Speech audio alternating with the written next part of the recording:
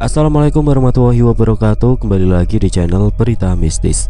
Untuk kisah kali ini masih melanjutkan dari kisah yang sebelumnya, sebuah kisah dari tulisannya Ratna Dewi Lestari. Dan untuk kisahnya yaitu sebuah kisah yang berjudul Sumiati. Dan sebelum kita lanjut ke ceritanya, tekan dulu tombol like video ini dan jangan lupa tekan juga tombol subscribe channel ini. Dan nyalakan juga lonceng notifikasinya agar tidak ketinggalan cerita-cerita lainnya dari channel ini. Dan buat teman-teman yang pengen membaca langsung ceritanya, nanti silahkan saja kunjungi linknya yang nanti akan saya sertakan di kolom deskripsi. Dan seperti apa untuk kelanjutan dari kisah ini, langsung saja kita masuk ke ceritanya.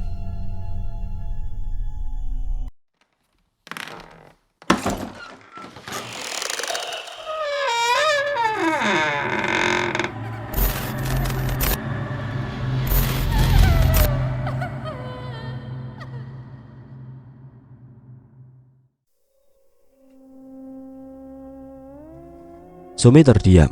Air matanya tiba-tiba merembes di kedua sudut matanya. Melihat itu, Aksa jadi merasa bersalah. Ia mengangkat tangannya dan berniat membelai pucuk kepala Sumi. Tapi gadis itu malah menepis kembali tangan Aksa. Bagiku, dia bukan makhluk mengerikan. Dia ibuku. Dan aku tidak akan membiarkan orang-orang ini berbuat jahat kepada ibu.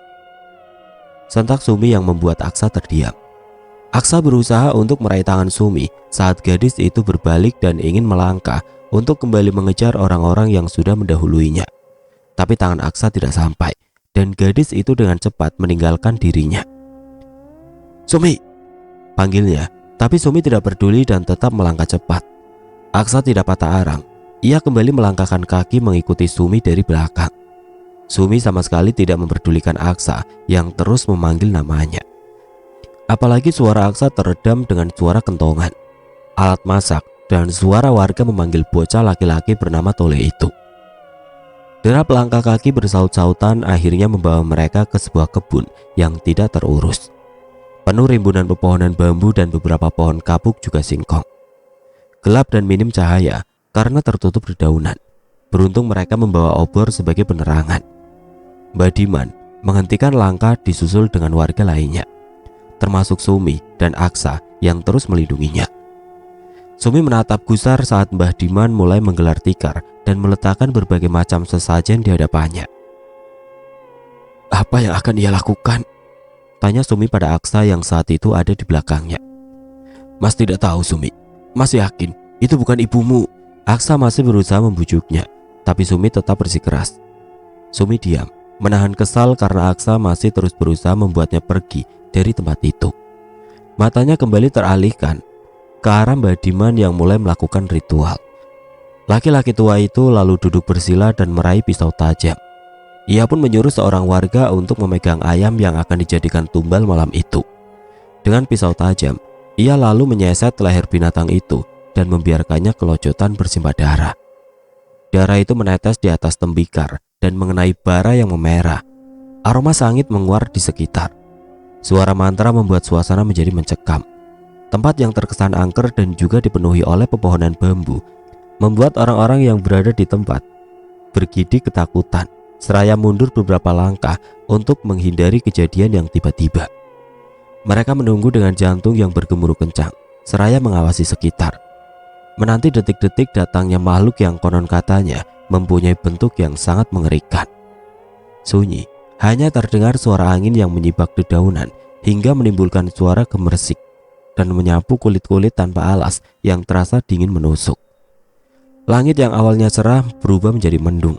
Awan-awan hitam berarak, bergerak menutupi rembulan yang malam itu sedang berpendar dengan indah.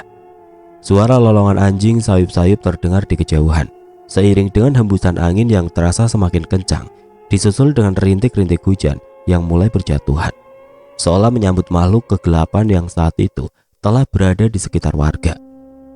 Makhluk itu tersenyum culas, seolah mengejek Mbak Diman yang saat itu dengan suara keras seperti mengundang dirinya untuk datang menemuinya.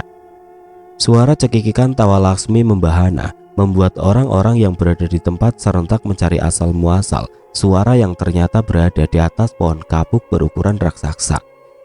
Mata mereka membola dengan tubuh yang gemetar saat cahaya senter yang dibawa salah satu warga menyorot Lasmi yang bertengger seraya menggendong bocah yang saat itu tertidur pulas di pelukannya. Tole, Tole, panggil Ratri saat melihat bocah berumur 4 tahun yang begitu lelap dalam gendongan makhluk raksasa berbulu dengan payudara besar dan mata menyala merah. Lepaskan anak itu, aku membawakanmu ayam kampung kesukaanmu, teriak Badiman pada Lasmi yang masih anteng di atas pohon.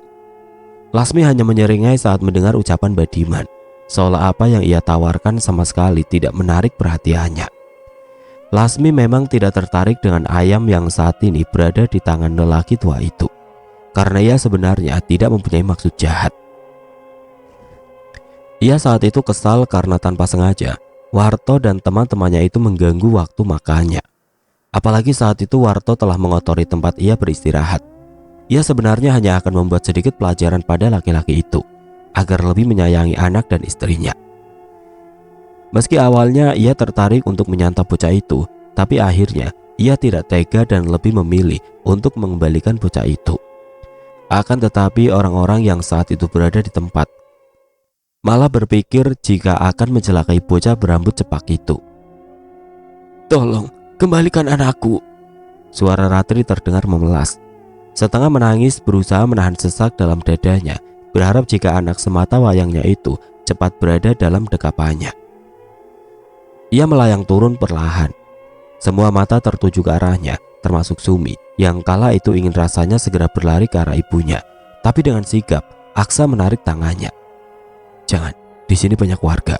Mereka bisa berbuat jahat padamu jika mereka tahu siapa kamu sebenarnya, ucap Aksa. Sumi terdiam, mengingat bagaimana ia ditangkap warga dan menjadi bulan-bulanan. Namun hati kecilnya tetap memanggil ibunya, dan suara hati Sumi terdengar di batin Lasmi. Dengan cepat mata merah wanita itu menyusuri sekitar, mencari keberadaan Sumi dan meletakkan bocah itu perlahan di atas tumpukan dedaunan kering begitu saja. Sumi, suara Lasmi bergetar saat matanya menangkap sosok anak perempuannya berada di antara warga yang menatapnya takut. Cepat ambil anakmu, peking Badiman saat ia melihat Lasmi lemah. Warto dengan sigap langsung berlari ke arah bocah itu dan meraih anak semata wayangnya dengan perasaan haru dan bahagia. Sementara Lasmi dan Sumi saling berpandangan dengan haru. Pergilah ibu, lirik Sumi di sela derai air matanya. Ia bukan tidak menginginkan ibunya saat itu, tapi ia takut warga akan berbuat buruk kepada ibunya. Dan benar saja, di saat Lasmi lengah, Badiman memberikan kode kepada orang-orang yang membawa obor untuk membakar tubuhnya. Sumi, Lasmi bergerak mendekati Sumi, yang membuat orang-orang berlari ketakutan. Sumi juga bergerak mendekat, dan kali ini Aksa membiarkannya. Sumi, awas! Hanya beberapa langkah lagi Lasmi bisa memeluk anaknya Sumi, tapi sesuatu terjadi. Beberapa warga yang membawa obor melemparkan obor ke arah Lasmi. Jiratan api langsung membakar bulu-bulu Lasmi, merambat dari kaki hingga ke tubuh dengan cepat. Ah, Sumi! Ibu! Lasmi meraung kesakitan, sementara Sumi yang saat itu memanggil dirinya ibu, membuat orang-orang itu mengetahui jati diri Sumi. Bakar juga gadis itu. Dia itu anaknya, anak iblis. Semua orang menatap ke arah suara itu, termasuk Aksa yang saat itu masih berjuang untuk menenangkan Sumi yang menangis histeris melihat ibunya yang berputar kesakitan, berusaha memadamkan api yang melahap tubuhnya. Ibu, lepaskan dia, Aksa. Gadis itu tidak layak untukmu, sentak wanita itu seraya mendekat ke arah Aksa. Gadis ini anak iblis, mana ada manusia yang makan daging mentah.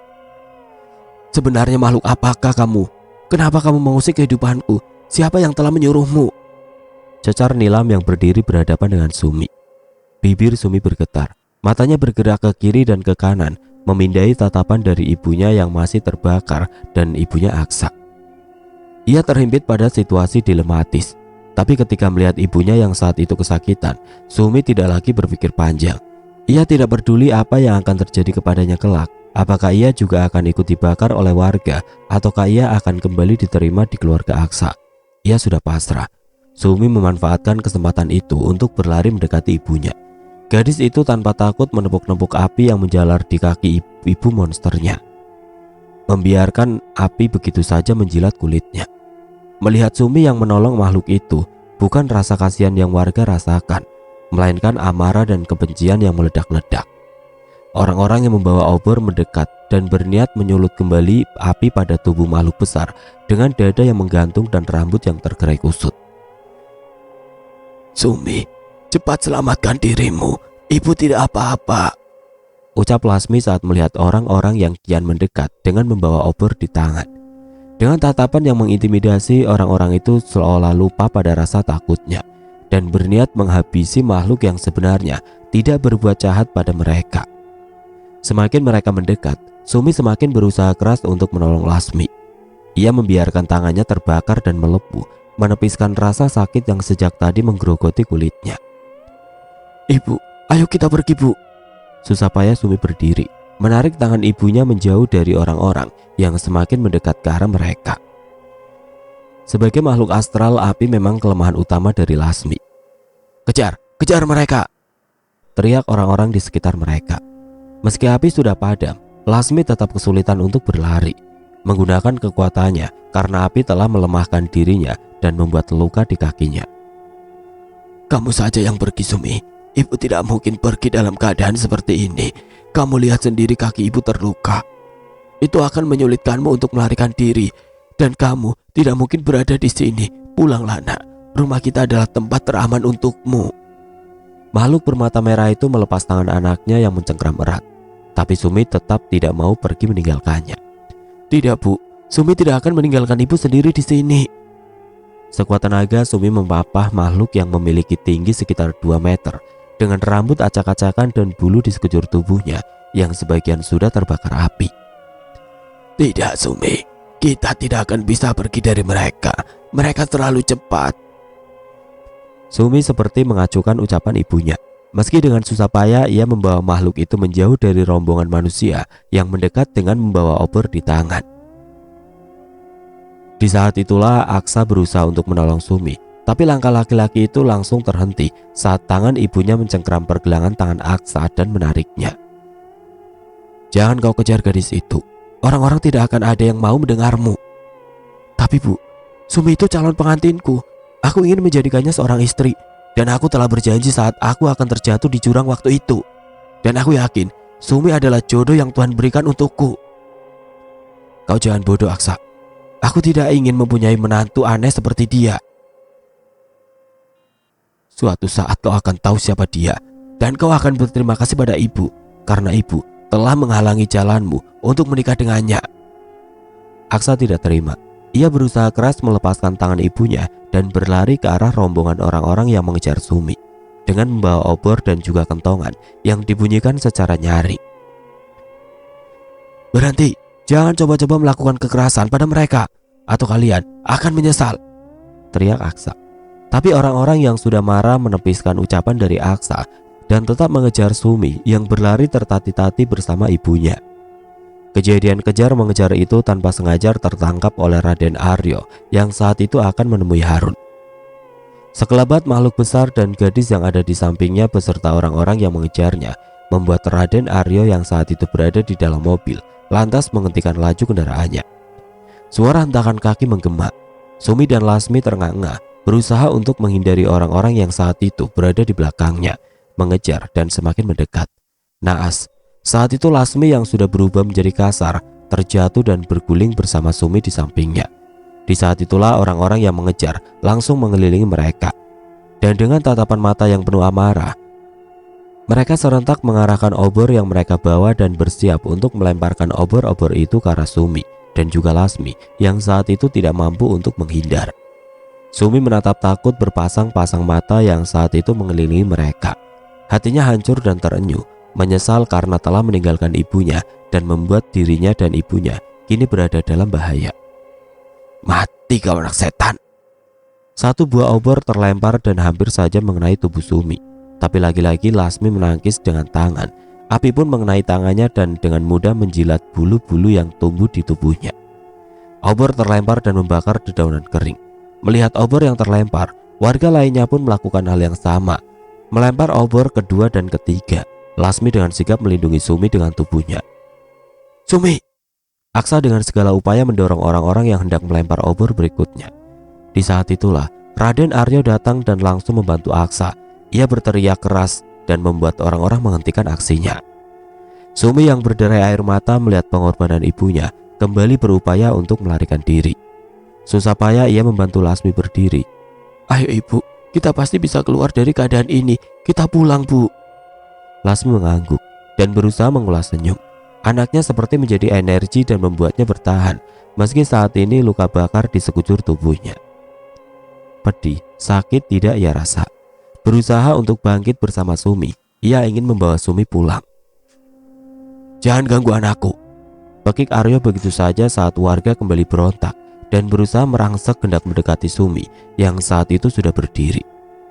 Bukan hanya orang-orang yang terkejut dengan ucapan Aryo, Aksa dan Sumi pun begitu.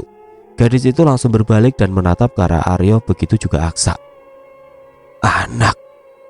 Sontak semua orang terdiam, dan di saat itu seorang laki-laki yang entah datang dari mana langsung membantu Sumi langsung memapat tubuh besar Lasmi. "Ayo cepat, kita bawa ibumu sebelum orang-orang sadar dan kembali menyerang kalian," bisik laki-laki misterius itu. Untuk beberapa saat Sumi terhenyak, tapi kemudian ia sadar ini adalah kesempatan emas baginya dan ibunya untuk bisa lepas dari cengkeraman orang-orang yang saat ini ingin menghabisi mereka. Sumi mengangguk dan bersama dengan laki-laki itu, ia membawa ibunya pergi dari tempat itu sembari mengendap-endap.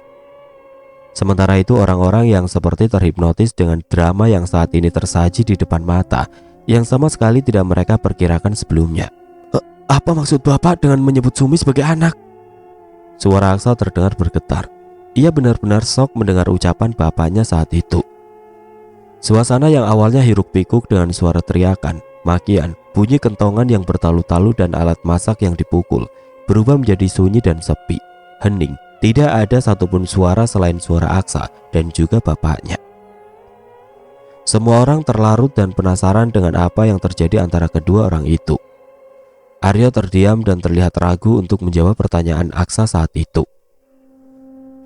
"Bapakmu tidak akan pernah jujur, Aksa, karena jika ia jujur, reputasinya akan hancur." Suara seseorang memecah keheningan di antara mereka. Siapa lagi kalau bukan Nilam yang saat itu tersenyum angkuh menatap Aryo. Ya, wanita itu masih sakit hati pada Aryo. Kenangan tentang perselingkuhan suaminya itu terus membekas dan membayangi setiap malam-malamnya. Walaupun di lubuk hatinya yang paling dalam ia pun masih menyimpan rasa bersalah kepada Suparti yang telah ia buat menderita karena keegoisannya. Tetap saja ia menyadari jika anak yang dikandung Suparti itu tidak bersalah dan sebuah kenyataan harus ia terima. "Sudah, kita pulang saja. Bukankah mereka juga sudah pergi?" ucap Aryo yang membuat orang-orang tersadar dan berusaha untuk kembali mengejar Sumi dan juga Lasmi yang saat itu sudah bergerak menjauh. "Siapapun yang berani mengejar makhluk itu, maka akan aku pecat dan tidak akan aku berikan tunjangan."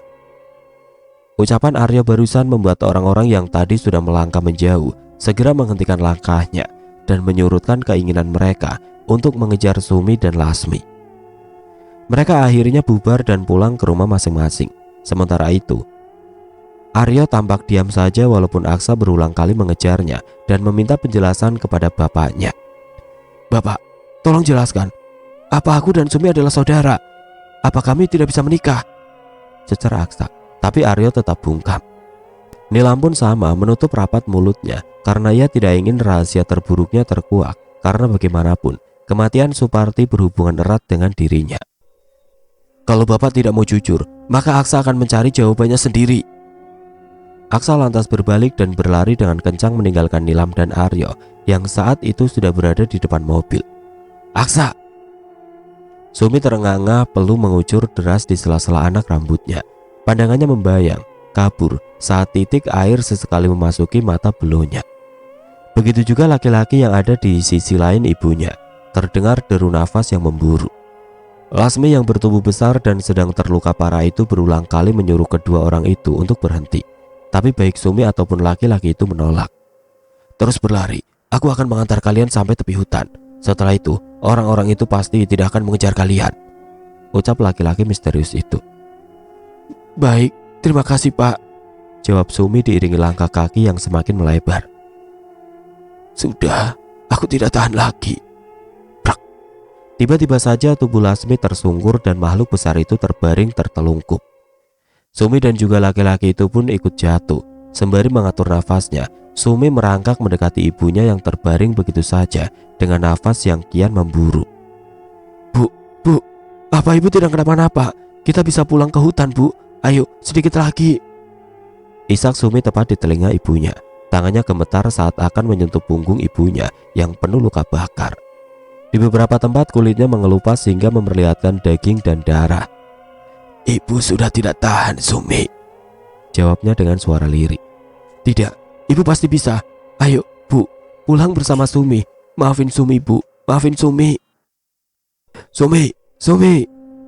Sumi tersentak saat ada suara yang memanggil namanya. Gadis itu langsung mengangkat kepalanya dan mencari-cari asal suara. Tidak lama di kejauhan ia melihat sesosok laki-laki berlari ke arahnya di keremangan malam. Sosok itu adalah Aksa. Melihat Sumi dari kejauhan, ia langsung berlari dan mendekat ke arah Sumi. Aku bantu, ayo kita bawa ibumu pulang ke hutan. Aksa yang bertubuh tinggi dan atletis itu pun dengan sigap membantu Lasmi untuk bangkit. Beberapa saat Sumi terkesima dengan sikap Aksa yang tiba-tiba sangat perhatian kepada ibunya. Laki-laki misterius itu pun membantu Lasmi untuk bangkit dan kembali berjalan, menyusuri jalan setapak menuju ke perkebunan kopi yang berada di pinggiran hutan. Cukup lama mereka berjalan meski tertatih. Lasmi berusaha keras untuk bisa kembali ke hutan. Ia tidak ingin kalah dan berjanji akan membalas sakit hatinya kepada orang-orang yang sudah mencelakai dirinya sedemikian rupa. Selama menyusuri kebun kopi, Lasmi akhirnya melepas diri dari kedua orang yang telah memapahnya dengan susah payah. Terima kasih karena aku telah diantarkan hingga ke tepi. Aku berharap suatu saat nanti bisa membalas kebaikan kalian, ucap Lasmi. Ia menyingkir dengan wajah yang meringis. Biar kami antar sampai ke dalam, sahut Aksa dengan raut wajah khawatir. Tidak, hutan adalah tempat yang sangat berbahaya untuk kalian. Nyawa kalian bisa terancam jika masuk ke sana. Lagi pula, setelah memasuki hutan, energiku berangsur-angsur akan kembali pulih. Terima kasih Mas Aksa karena telah menolong kami malam ini. Maaf, Sumi tidak bisa tinggal di rumah Mas Aksa lagi. Sumi merapat ke tubuh ibunya. Dan untuk Bapak, terima kasih telah menolong kami. Saya tidak tahu jika tidak ada Bapak, mungkin kami saat ini sudah tidak bernyawa. Sumi mengalihkan pandangannya kepada laki-laki yang sejak tadi berdiri terpaku. Sudah semestinya saya membalas budi kepada ibumu. Kalau bukan karena kebaikan hatinya lah, mungkin saat ini aku pun sudah tidak bernyawa, ungkap laki-laki itu. Sontak ucapannya itu membuat Lasmi, Sumi dan juga Aksa menatap ke arahnya. Maksud Bapak apa? Kamu, jangan-jangan. Bibir Lasmi bergetar saat menyadari laki-laki di hadapannya itu. Ya, aku ingat kau. Kau laki-laki malam itu. Kau yang telah membantuku untuk menyelamatkan Sumi malam itu. Sumi terdiam, begitu juga Aksa. Matanya memindahi dari laki-laki misterius itu dan ibunya yang mulai bisa berdiri sendiri. Aroma hutan menjadi energi untuknya. Ibu, sebenarnya ada apa ini, Bu? Siapa aku sebenarnya? Siapa Suparti? Sumi mendekat ke arah ibunya, menatap ibunya dengan dalam. Makhluk bermata merah itu balik menatapnya dengan tatapan sedih. Suparti adalah nama dari ibu kandungmu, Sumi. Ia sudah meninggal saat kamu masih berada di dalam perut. Sumi membeku. Kenyataan itu menyingkap tabir yang selama ini tertutup untuknya. Ia akhirnya mengetahui bahwa ia memang bukan anak kandung dari Lasmi. Jadi ibumu dihabisi oleh orang-orang suruhan dari... Laki-laki misterius itu menghentikan ucapannya. Ia menatap ke arah Aksa, ragu untuk mengatakan kebenaran kepada Sumi. Siapa? Siapa yang menghabisi ibu kandungku? Jangan bilang kalau ibu yang telah menghabisi ibu kandungku. Sumi menggeser tubuhnya dan memandang Lasmi dengan tatapan marah. Ia tidak akan bisa memaafkan jika makhluk berambut acak-acakan itu yang telah menyantap daging ibunya untuk ia makan. Tentu saja Lasmi langsung menggeleng cepat. Ia hendak mendekat, tapi Sumi lantas mengangkat tangannya, memberikan tanda jika ia sedang tidak ingin berdekatan dengan Lasmi. Bukan makhluk itu yang membunuh ibumu. Makhluk itu yang telah menyelamatkan dirimu. Sumi semakin bingung jika bukan makhluk besar itu, Lantas siapa? Ibumu meninggal karena melahirkanmu. Tapi semua itu berawal dari penculikan malam itu. Dan akulah salah satu penculik itu. Aku minta maaf, Sumi. Aksa yang sejak tadi terdiam membisu langsung beralih ke arah Sumi yang saat itu hampir saja terjatuh karena shock. Tangan kirinya meraih pinggang Sumi dan tangan kanannya menggenggam tangan Sumi. Bagaimana aku bisa memaafkan dirimu? Gara-gara kau, aku tidak pernah melihat wujud ibu kandungku yang sebenarnya. Tangis Sumi pecah. Lasmi yang saat itu berada tidak jauh darinya mengangkat kakinya perlahan, tidak tega melihat Sumi yang menangis. Di dalam lubuk hatinya sesungguhnya Lasmi sedih karena akhirnya anak yang ia asuh sejak bayi itu kini sudah mengetahui kebenarannya. Ia pun takut jika Sumi tidak mau lagi menganggap dirinya sebagai ibu dan pergi dari sisinya. Maaf, saat itu aku terpaksa karena orang yang menyuruhku menjanjikan uang yang banyak. Sedangkan aku saat itu sedang membutuhkan uang untuk makan anak-anak dan istriku. Aku menyadari kesalahanku. Aku memang ingin berniat langsung meminta maaf padamu. Maafkan aku, Sumi. Aku salah. Aku cuma orang suruhan. Siapa? Siapa yang sudah menyuruhmu? Jujur. Pagik Sumi dengan tatapan marah. Sumi, sabar. Kasihan ibumu. Bawa dulu dia masuk ke hutan. Bisik Aksa berusaha meredam amarah Sumi yang meledak. Lebih baik kau jujur saja, Harun, daripada aku memangsa seluruh keluargamu hanya untuk membuat kau buka suara dan menghentikan tutup mulutmu itu. Lasmi tiba-tiba berbicara, membuat laki-laki bernama Harun itu bingung. Mau mengungkapkan kebenaran, ia takut akan berimbas pada pekerjaannya. Dan itu sama juga ia akan kehilangan penghasilan satu-satunya yang ia gunakan untuk menafkahi keluarganya. Namun jika ia bungkam, maka nyawa seluruh keluarganya terancam. Apa yang harus ia lakukan? Mimpi buruknya akan menjadi nyata. Laki-laki itu menghela nafas dalam, menatap mata merah itu pasrah, kemudian mengalihkan pandangan ke arah Sumi yang juga menatapnya tajam sembari mengepal tangan. Raut wajahnya yang tidak bersahabat itu menunjukkan bagaimana amarah di dalam hatinya kini kian bergejolak. Sementara Aksa masih berusaha menjadi penopang agar gadisnya itu tidak terjatuh. Begitu khawatirnya ia pada Sumi, takut jika terjadi apa-apa pada gadis yang telah menolongnya tempo hari itu. Takut kehilangan, dan ternyata waktu yang sedemikian singkat itu mampu membuat hatinya terikat tanpa ia sadari. Satu yang membuat terselip rasa bahagia di hatinya saat ia tahu jika Sumi memang terlahir dari seorang manusia dan bukan makhluk jadi-jadian seperti ibu angkatnya. Satu harapan untuk bisa bersatu dan merupakan jalan mulus untuknya bisa menikahi Sumi. Bukan hanya karena sebatas janji, tapi karena hati yang sudah mencintai, ingin menjadi pelindung dan memiliki sepenuh hati. Suasana terasa sangat sunyi. Hanya terdengar suara jangkrik, kunang-kunang yang terbang mengitari, menjadi pelita kecil yang sedikit menyinari kegelapan malam yang menyelimuti, dan sedikit bias cahaya bulan yang masuk di sela-sela dedaunan. Jangan buat aku semakin marah, karena rasa sakit yang kini kurasakan sudah merambat sampai ke hati. Diiringi rintihan kesakitan, Lasmi menekan luka bakar yang bukan hanya terasa pedih dan sakit, tapi juga nyut-nyutan. Mendengar suara ibunya, Sumi melepas tangan Aksa dan bergeser ke arah makhluk tinggi berbulu itu. Sumi meraih tangan besar itu dan melingkarkan di bahunya, membuat Lasmi tersentak dan mengalihkan pandangan ke arah gadis berambut panjang itu. Tatapan mereka saling terpaut. Sumi menyeka air matanya yang sejak tadi tidak henti mengalir. Bu, Sumi hanya ingin tahu siapa ibu kandung Sumi, tapi di dalam hati, ibu bukan hanya sebagai seseorang yang mengasuh. Ibu adalah ibu terbaik yang Sumi punya. Lasmi terharu, matanya berkaca-kaca dan langsung memeluk erat Sumi. Hanya beberapa detik kemudian ia mengurai pelukan dan menepuk pelan bahu Sumi. Ia menyeka air mata Sumi dan memberi kode untuk fokus kepada laki-laki misterius yang saat itu masih berdiri terpaku. Laki-laki yang semula bungkam itu akhirnya buka suara. Tapi setelah aku jujur, kalian harus janji untuk tidak menggangguku lagi. Ucapnya yang langsung diangguki Sumi dan Lasmi. Laki-laki yang menyuruhku itu tidak lain adalah ayah Aksa, Juragan Aryo. Terang saja mendengar nama bapaknya disebut, mata Aksa seketika melotot.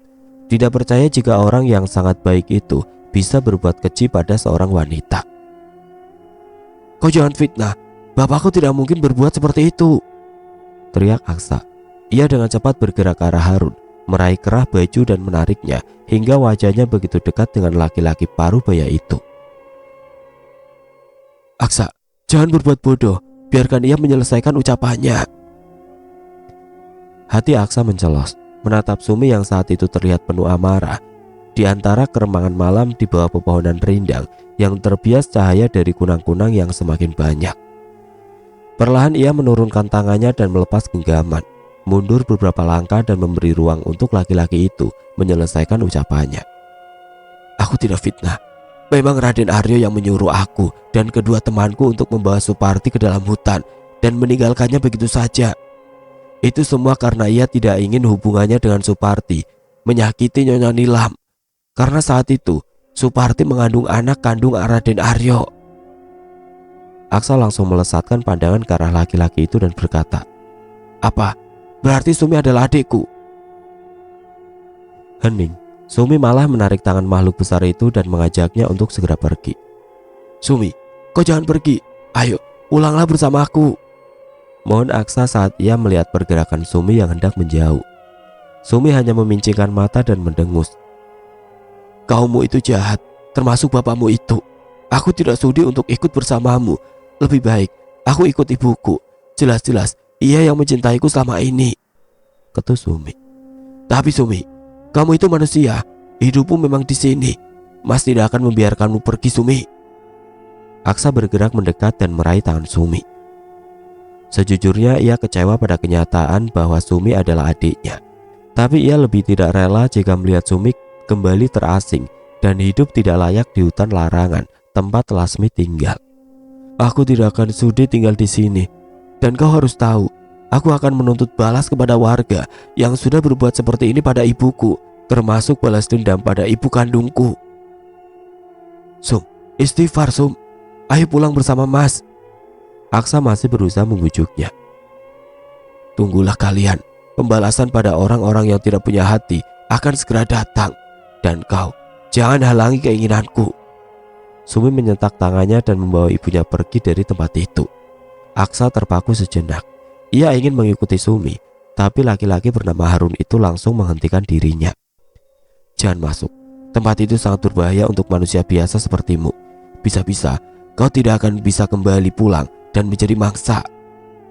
Aksa menepis tangan itu dan ingin melanjutkan langkahnya yang sempat tertunda. "Kau harus pulang.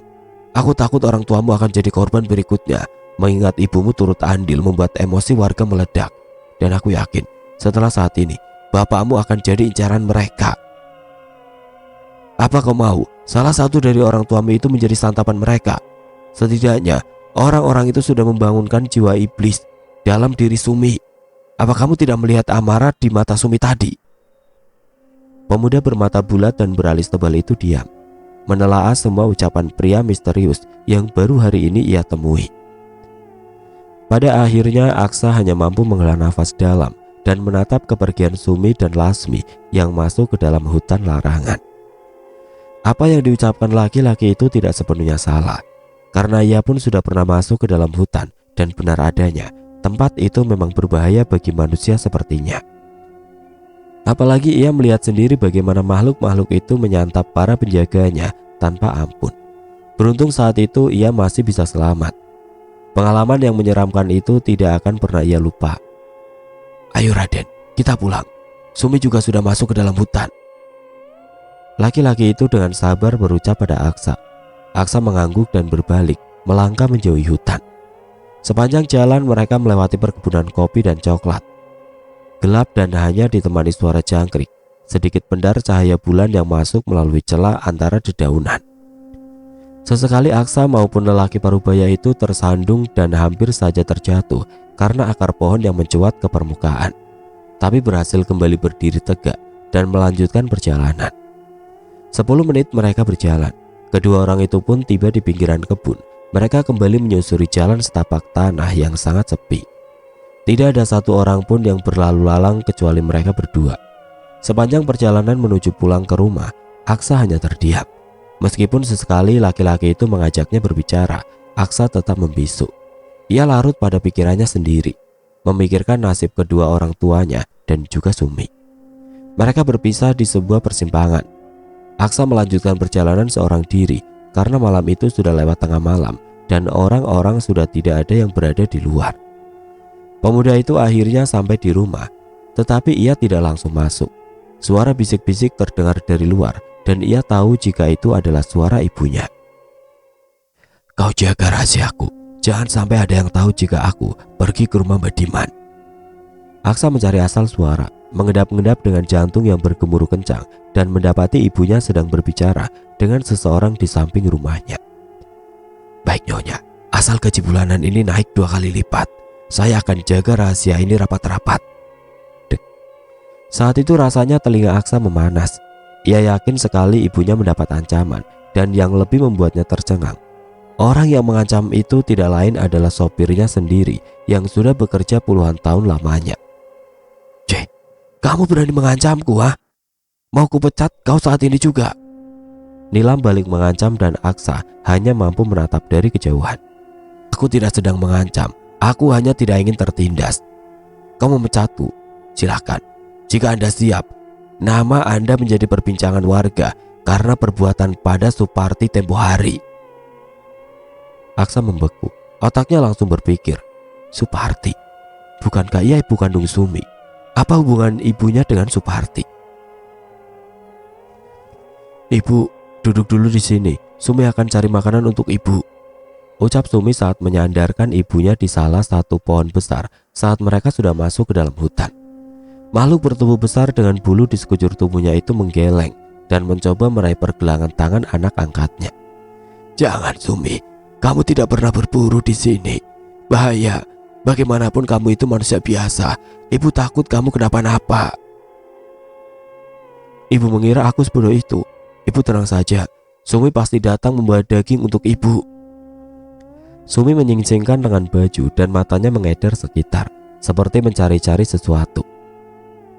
Lasmi tercekat, menatap anak perempuan yang biasanya lembut dan tidak banyak bicara itu terlihat garang. Satu persatu ranting ia patahkan, seperti sedang mencari ranting yang keras dan berujung lancip. "Ah, ketemu," soraknya girang. "Ibu, tunggu di sini. Jangan kemana-mana. Sumi akan segera datang dan membawa darah segar untuk kita minum bersama." Sumi melesat pergi begitu saja, meninggalkan Lasmi yang menyender sembari menahan sakit dan perih di sekujur tubuh karena jilatan api. Sementara itu Sumi mulai mencari. Matanya menatap awas dengan langkah-langkah yang mengendap-endap di balik pepohonan dan semak-semak belukar. Ia pun merunduk saat matanya menangkap gerakan makhluk bertaring di antara semak yang sedang mencari makanan. Entah kenapa ia merasakan gejolak di dalam batinnya. Otaknya bekerja, bagaimana caranya agar makhluk itu bisa dilumpuhkan hanya dalam satu gerakan. Sumi pun merangkak dan membuat gerakan sepelan mungkin hingga makhluk berbulu bertubuh gempal itu tidak menyadari kehadirannya. Tap. Seperti mendapat kekuatan entah dari mana, Sumi melompat dan menusuk leher makhluk itu dengan membabi buta hingga ia tersungkur dan bersimpah darah. Makhluk itu masih berusaha melawan dengan sisa-sisa tenaganya dan Sumi melumpuhkan makhluk itu dengan tusukan berulang kali di bagian dada hingga ia benar-benar tidak bergerak. Melihat makhluk itu mati, ada kebahagiaan tersendiri di hati Sumi. Rasa kasihan itu hilang begitu saja dan dengan bangga ia berucap, "Aku akan membunuh semua orang dan memakan hati mereka sebagai balas dendam karena menyakiti ibuku. Aku bersumpah." Oke teman-teman, sampai di sini dulu ceritanya. Nantikan kelanjutan kisah ini di video berikutnya. Agar tidak ketinggalan, klik tombol subscribe channel ini dan nyalakan lonceng notifikasinya. Wassalamualaikum warahmatullahi wabarakatuh.